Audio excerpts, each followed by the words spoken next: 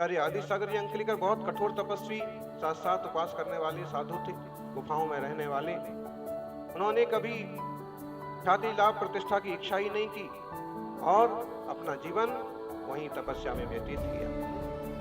उनके शिष्य रहे, उनकी सेवा में रहे, गुरु का उत्तम समाधि मरण किया, कराया और उनका आचार्य पद प्राप्त किया। उदाष्टक में उन्होंने खुद लिखा, दत्ता सूर्य पदम मयि स्मिता निश्चिंत समाधि सुता।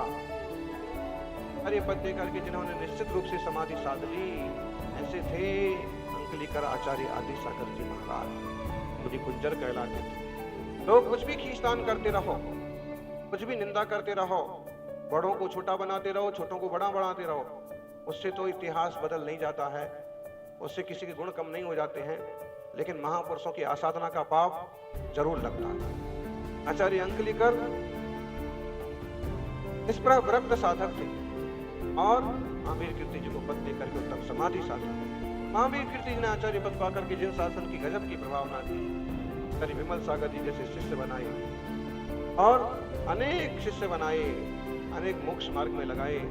आज भी संभव सागर जी, कुंसो सागर जी जैसे उनके करणी आर्य का विजय मध्य जी को उन्होंने करणी पद दिया था। पंचाधार की उन्होंने स्थापना की। आचार्य उपाध्याय पद सन्मति सागर जी गुरुदेव को दिया और उन्होंने भी कठिन तपस्या की। आचार्य महावीर कीर्ति जी ने उत्तर प्रदेश के फिरोजाबाद में जन्म लिया और गुजरात के महसाणा में उत्तम समाधि साधी। उसके पर विराजित होकर सन्मति सागर जी उन्होंने भी शासन की प्रभावना की। ये आदर्श है इस टाइप के गुरुजन कि बिना किसी भेदभाव के, बिना किसी उठापटक के, बिना किसी लोभ लालच के जिन शासन की प्रभावना करो और आत्मा की साधना करो। ध्यान रखिए, मुनियों का काम है साधना और गृहस्थों का काम है आराधना।